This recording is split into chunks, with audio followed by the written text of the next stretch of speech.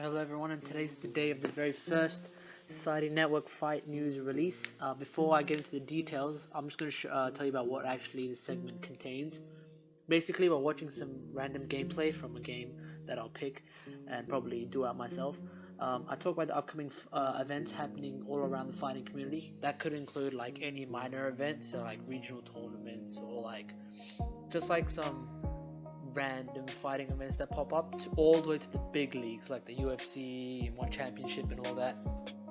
And this will be dated to when it's made, not uploaded to the day it actually gets made, because editing may take time and this information may become irrelevant by the time it's out. I try my hardest not to do that, but it is what it is. And basically, we just have three things I want to talk about today, and one of them is not fight related, but it is what it is. So I'll just get straight into it. First up, we have Israel the Stylebender Adesanya versus Yoel Romero. Now this happened a couple of weeks back, and this did have a lot of hype, as Yoel Romero is a madman in the octagon and was paired up against the rising star in the UFC, Adesanya. This had many fans intrigued, and personally I'm an Adesanya fan. I've seen his fights from the glory days, and I mean the event glory, not his good days, because his good days are starting. So I've been a fan for him for a while, and this fight really had me intrigued, because Yoel Romero, 42 years of age, and he's a gun in the octagon, against this brash new dude, Israel Adesanya, the new dog, as he calls himself.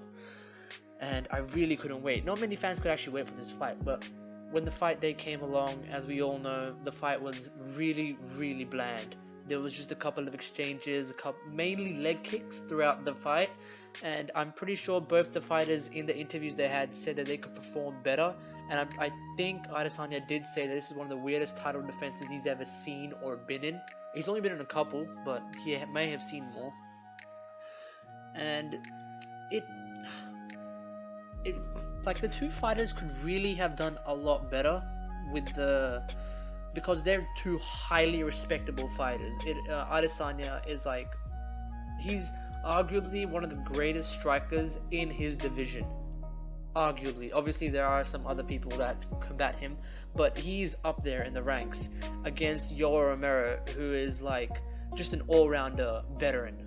And Yoel Romero's like body, it is very scary. It's basically, his muscles look like plaids of armor on him, and like many people avoid fighting him, and here's this young dude saying, I want to fight Yoel Romero. My career will not be complete without me defeating him.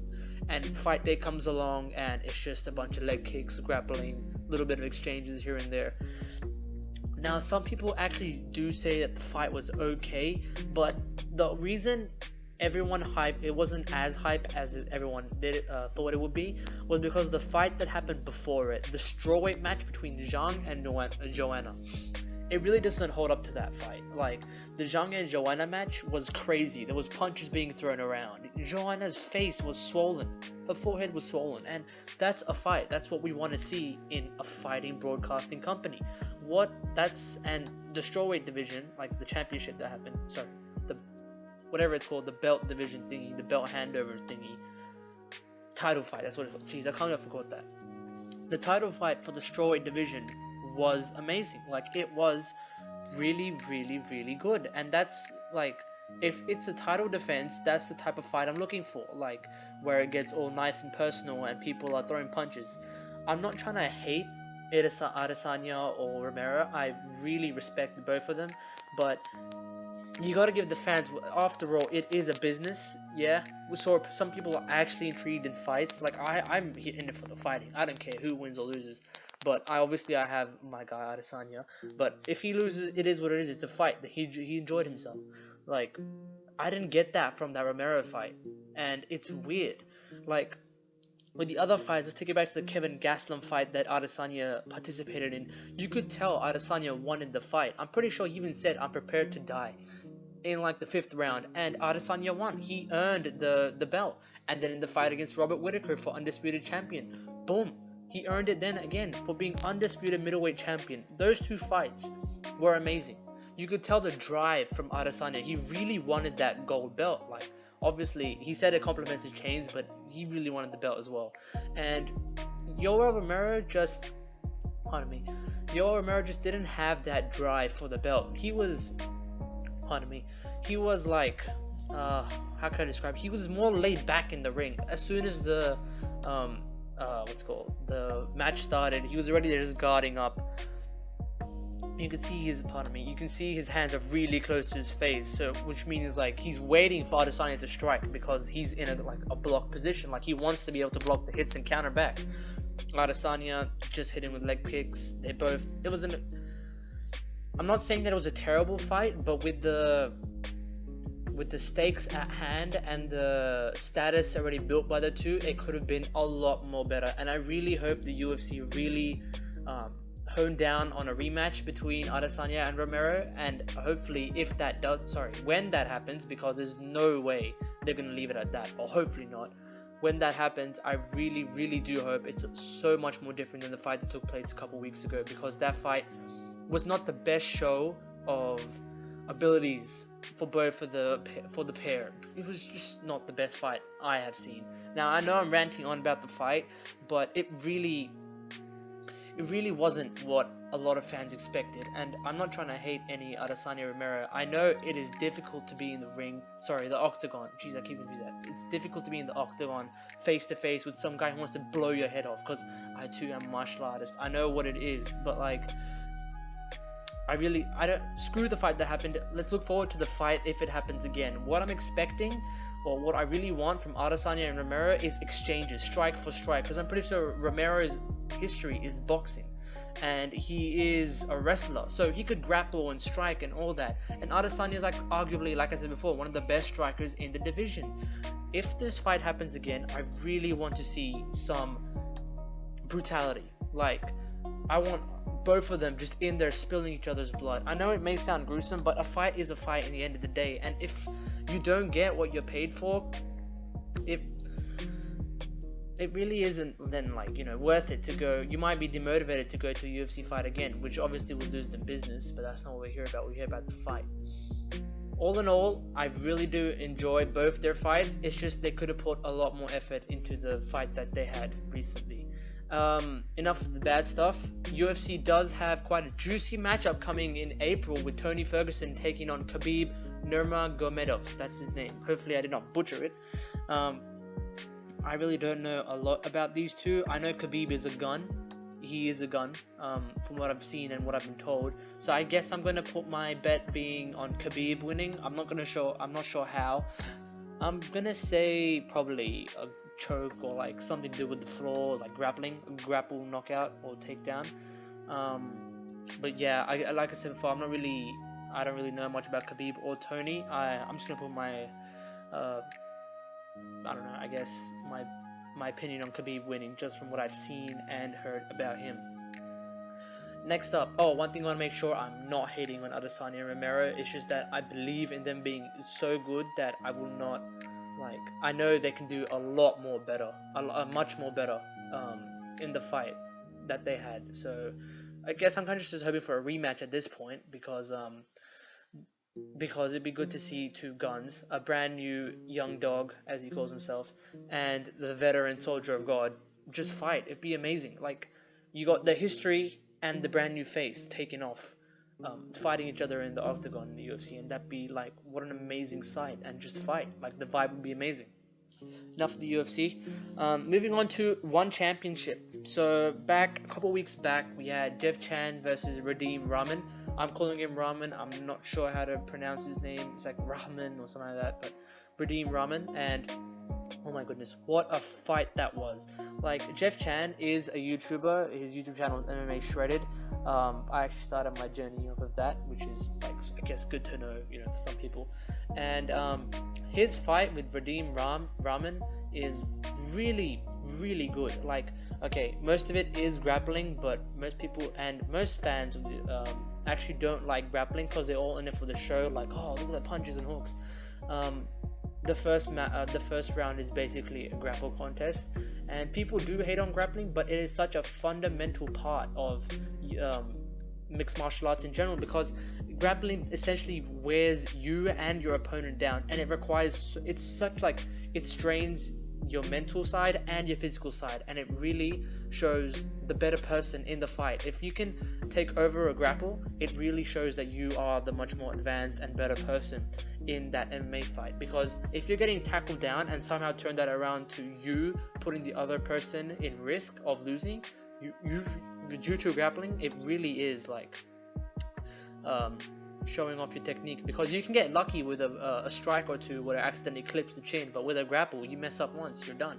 And yeah, it does show off your IQ a lot more in the octagon, but we'll move on. So like I said before, I've been a subscriber to Jeff Chan's channel, and I've seen his bouts and pro fights before. The most recent one I saw was Mark Gillespie. It's quite happened quite a while back, but I just watched it to refresh my memory. And Jeff Chan does love his leg kicks, and they really do wear down the opponent. In the Mark Gillespie fight, Jeff Chan keeps hitting the lead leg with inside leg kicks, so the inside of the thigh. Pardon me. And what it really does, you can really see it in the later on in the rounds, where there's like, it's bruised. It's not bruised, but it's definitely like bright, hot pick, and that just shows, like, first of all, like the strain on the muscle, and it obviously will wear down your leg. It will make it tired, and that will affect you as a fighter, because your leg is one of your pillars you're standing on. If that gets tired, you get one punch and you're out, basically. Obviously it's never like that unless you're a god, which, let's be honest, not many people are living gods. But Chan put up such a monster fight in the one championship bout he had against Rahman. Like, seriously, I won't really show much. I'll just show you a photo of the end of how he took him out. It is a rear naked choke, and basically he is bending Rahman into a banana, which he cannot escape. Because if both your hands, think about it this way, if both your hands are on the canvas of the octagon and you're being lifted up, you take, let's say, your right hand up to free yourself, then your left hand stuck with all your body weight and the body weight of another person. That's gonna buckle, you're gonna fall. There's no way you can escape that. You just have to tap out. He's literally lifting up Rahman into the air. Like, that's gonna give you certain victory, and that's gonna hurt you. Your spine's gonna hurt your neck. Also, you have to survive while not enough air is getting out and coming back into your lungs, and that is hard. That is very hard, and that's what she said. And it was a really, really good fight. Although it was grappling, it was just good to see someone like Jeff go into the big league and just, you know, destroy someone second round. Like, I think it was like the first maximum first 2 minutes of the second round, where he just took out Rahman, and it was over like that. If you do want to go see the full fight, I saw it on the Dynasty MMA channel, or you could just see the highlights from Jeff Chan's channel, MMA Shredded. I just can't get enough. It was just a monster performance. If you end up seeing this, Jeff, just shout us out, because we need it more than you. But yeah, that way is what it is. Okay. I still can't get over that rear naked choke. It was amazing. And finally, the last thing for today's segment is something. It's just this is something I guess I just want to put out there, that Crunchyroll, yes, it is an anime viewing platform, whatever you want to call it. Crunchyroll is making a God of High School anime as a Crunchyroll original, and I really can't wait for that. Actually, I'm pretty sure it's out by now, but I don't know when it comes out. But it was God of High School is a really good webtoon that you should check out if you're into, like, you know, fights and martial arts and all that. It's not realistic, but it's realistic enough. It is like, you know, you got superpowers, not superpowers. I guess you got like power that's not human, but it is kind of realistic. That like they use realistic taekwondo moves and all that. Not realistic, but like they use it's inspired off of taekwondo and all that, and it's really, really good. Like, you can go check it out on the webtoon site. I won't explain it myself because I just don't want to give anything away, but I'm into martial arts stuff, so obviously I would read that. If you're into that type of stuff too, hey, check it out. It doesn't harm anyone if you just read. It really doesn't. And the first couple of chapters are okay, but like it gets a lot better. Like, obviously you have the introduction, the most boring bit, and then once you get into the tournament, it gets, I'm already speaking too much. Anyway, it's good. You should check it out if you want to, but they are making an anime for that, and I cannot wait. I thought they'd do something like what they did with Ruby, where they make it into like a 3D design thingy, and that is terrible. No hate on Ruby, but the animation's like whack. And if this does do well, this could be really good and really big. So that's what she said. And yeah, that's all I wanted to say for this segment. This is it for today. I do hope you enjoyed the segment, and just subscribe to stay updated about what's going on in the society.